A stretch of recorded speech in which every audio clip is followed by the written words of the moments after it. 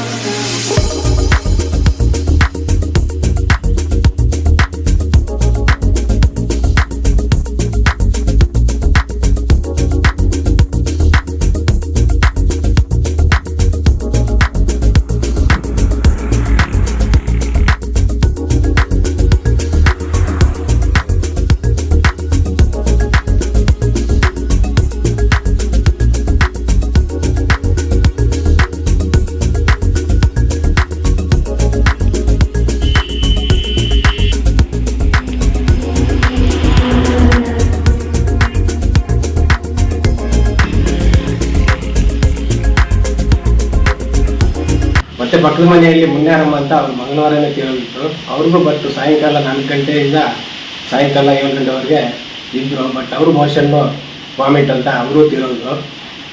ಇದು ಬಟ್ ಅದರಿಂದ ಕೇಳಿದ್ರೆ ಯಾರು ಜ್ಞಾಪಿಸಲಿಲ್ಲ.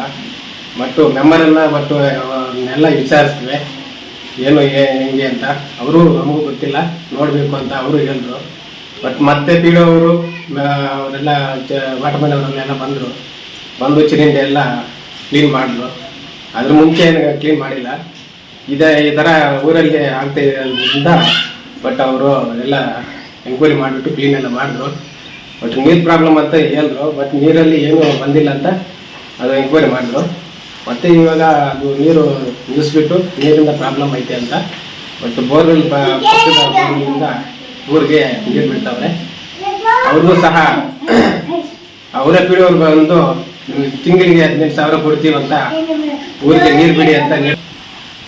ಇದು ಚಿರಂಜಿ ಬಗ್ಗೆ ಮೊನ್ನೆ ಒಂದು ತಿಂಗಳ ಮುಂಚೆ ಮೆಂಬರ್ ಅವರು ಕ್ಲೀನ್ ಮಾಡಿಸಿದ್ರು. ಬಟ್ ಮತ್ತೆ ಅದು ಎಲ್ಲ ಈ ಕಡೆ ಎಲ್ಲ ಮನೆ ಮುಂದ್ಗಡೆ ತಿಪ್ಪೆ ಎಲ್ಲ ಇದೈತೆ.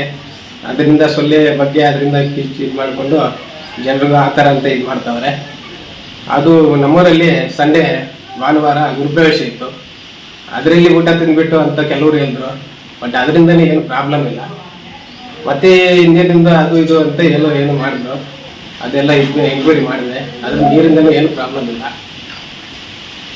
ಮತ್ತೆ ಅಧ್ಯಕ್ಷ ಅವರು ಬಂದು ಎಲ್ಲ ಇದು ಮಾಡಿದ್ರು. ಬಿಡು ಸಾರು ಬಿಡು ಮೇಡಮ್ ಅವರೆಲ್ಲ ಬಂದರು. ಏನು ಅಂತ ಏನು ಗೊತ್ತಾಗಿಲ್ಲ. ಬಟ್ ಅವ್ರನ್ನ ಎಂಕ್ವೈರಿ ಮಾಡಿದ್ರೆ ನೋಡೋಣಪ್ಪ ಅಂತ ಹೇಳೋದೆ ಅಷ್ಟೇ. ಅಣ್ಣ, ಚರಂಡಿ ಮೊದಲು ಕ್ಲೀನ್ ಮಾಡಿಸಿದ್ರಾ? ಇದಕ್ಕಿಂತ ಮುಂಚೆ ಮೊದಲು ಚರಂಡಿಗಳೆಲ್ಲ ಕ್ಲೀನ್ ಮಾಡಿಸಿದ್ರಾ? ಮುಂಚೆ ಏನಿಲ್ಲ, ಒಂದು ತಿಂಗಳ ಹಿಂದ್ಗಡೆ ಮಾಡಿಸಿದ್ರು. ಬಟ್ ಅಲ್ಲಿಂದ ಒಂದು ಊರೆಲ್ಲ ಮಾಡಿಸಿಲ್ಲ. ಬಟ್ ಆ ಕಡೆ ಯಾವುದು ಮಾಡಿಸೋರೆ ಅಂತ ಮೆಂಬರ್ ಹೇಳಿದ್ರು. ಅಷ್ಟೇ ನೋಡಿರೋದು, ನಾವೇನು ನೋಡಿಲ್ಲ. ಎಷ್ಟು ವರ್ಷಗಳಾಗಿತ್ತು ಚರಂಡಿ ಕ್ಲೀನ್ ಮಾಡಿಸಿ?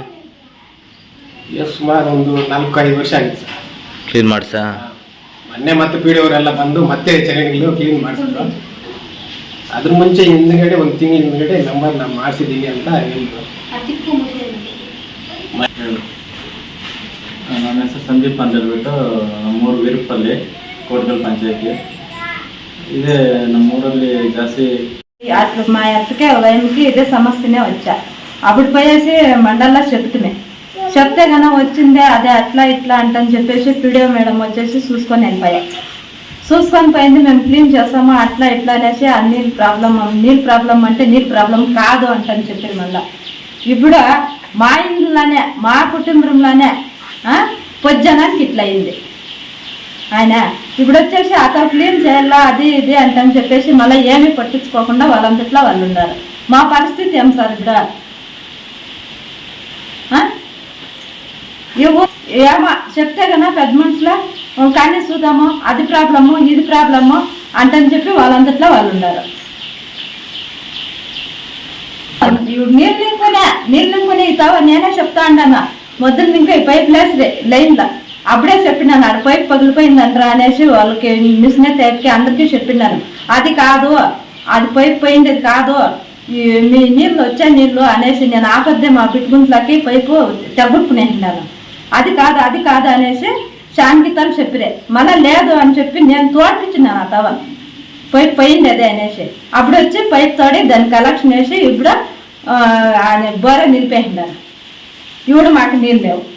వాళ్ళేమో తోలించుకుంటారు, సొంపులు అవి ఇవి ఉన్నాయా తోలించుకుంటారు. ఇప్పుడు దాన్ని ఏమో నీట్గా ఇచ్చేసి మాకు నీళ్ళు ఇడాలి కదేం సార్. అదే పొద్దున్నే కూడా ఒక ఆయన హాస్పిటల్కి ఇచ్చిపెట్టాలి వచ్చింది. కారు గాడి ఎప్పుడు పొద్దున్నే 5 గంటలు అయిందంటే మేము ತೋಡ್ಕೊಂಡು ಹೋಗಲ್ಲ.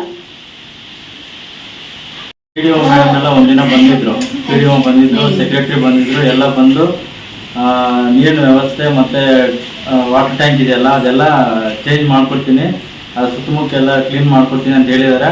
ಒಂದಿನ ಬಂದ್ಬಿಟ್ಟು ಹೇಳಿದ್ದಾರೆ, ಮತ್ತು ಅದ್ರ ಬಗ್ಗೆ ಯಾರೂ ಗಮನಕ್ಕೆ ತೆಗೆದುಕೊಂಡಿಲ್ಲ. SC ಕಾಲೋನಿ ಆಗಿರೋದ್ರಿಂದ ಅದ್ರ ಬಗ್ಗೆ ಯಾರಿಗೂ ಅಷ್ಟೊಂದು ಪರಿಜ್ಞಾನ ಇಲ್ಲ ಅನ್ಸುತ್ತಿದೆ ನನಗೆ ತಿಳಿದ ಮಟ್ಟಿಗೆ. ಯಾವಾಗ ಕ್ಲೀನ್ ಮಾಡ್ತಾರೋ ಗೊತ್ತಿಲ್ಲ, ಯಾವಾಗ ನೋಡಿದ್ರು ಅದ್ರ ಬಗ್ಗೆ ಅಸಲು ವಾಟರ್ ಮ್ಯಾನ್ ಬರೋದು ಕೂಡ ಇಲ್ಲ. ಗೇಟ್ ವಾಲ್ ಆನ್ ಮಾಡ್ತಾರೆ ಹೋಗ್ತಾರೆ, ಗೇಟ್ ವಾಲ್ ಆನ್ ಮಾಡ್ತಾರೆ ಹೋಗ್ತಾರೆ ಅಷ್ಟೇ. ಆ ಪೈಪಲ್ಲಿ ಫಸ್ಟ್ ಲೀಕೇಜ್ ಆಗಿ ಫೋಟೋ ಎಲ್ಲ ಇದೆ ನನ್ನ ಹತ್ರ, ಒಡೆದೋಗ್ಬಿಟ್ಟು ಅದೇನಾಗಿದೆ ಅಂದರೆ ಬರೋವಾಗೆಲ್ಲ ನೀರೇನೋ ಚೆನ್ನಾಗಿ ಹೋಗುತ್ತೆ, ಮತ್ತು ಗ್ಯಾಪ್ ತಗೊಂಡಾಗ ಗಲೀಜು ನೀರೆಲ್ಲ ಹೋಗ್ಬಿಟ್ಟು ಈ ಥರ ಇಷ್ಟಿಷ್ಟು ಮಣ್ಣು ಬರ್ತಾಯಿತ್ತು ನೀರು ಸ್ಟಾರ್ಟಿಂಗ್ ಇಟ್ಕೊಳ್ಳೋವಾಗ. ಅದ್ರ ಬಗ್ಗೆ ಇನ್ಫಾರ್ಮ್ ಮಾಡಿದ್ರು ಕೂಡ ಯಾರು ಅದ್ರ ಬಗ್ಗೆ ಹೋಗ್ಲಿ ಬಿಡು ಚೇಂಜ್ ಮಾಡ್ತೀನಿ ಅಂತ ಯಾರೂ ಚೇಂಜ್ ಮಾಡಲಿಲ್ಲ. PDO ಮೇಡಮು ಹೇಳಿಲ್ಲ, ಯಾರು ಸೆಕ್ರೆಟ್ರಿನೂ ಹೇಳಿಲ್ಲ, ಇಲ್ಲಿರೋ ನಂಬರು ಹೇಳಿಲ್ಲ, ಅಲ್ಲಿರೋ ಚೇರ್ಮನ್ನು ಹೇಳಿಲ್ಲ. ಇದೆ ಸರ್, ಯಾರು ಊರು ಮೆಂಬರ್ ಆದರೂ ಚೇರ್ಮನ್ ಆದರೂ ಯಾರು ಪಟ್ಟಿಸ್ಕೊಂತಾನಿಲ್ಲ, ಯಾರು ಇಟ್ಕೊಂತಾನೆ ಇಲ್ಲ. ಚರಂಡಿಗಳು ಕೂಡ ಅಷ್ಟೊಂದು ಕ್ಲೀನಾಗಿ ಮಾಡಿಸಿಲ್ಲ. ಎಲ್ಲಿ ನೋಡಿದ್ರು ಮನೆ ಪಕ್ಕದಲ್ಲಿ ತಿಪ್ಪೆ ಹಾಕ್ಕೊಂಡಿದ್ದಾರೆ, ಅದನ್ನು ಯಾರು ಗಮನಕ್ಕೆ ಇಟ್ಕೊಂಡಿಲ್ಲ.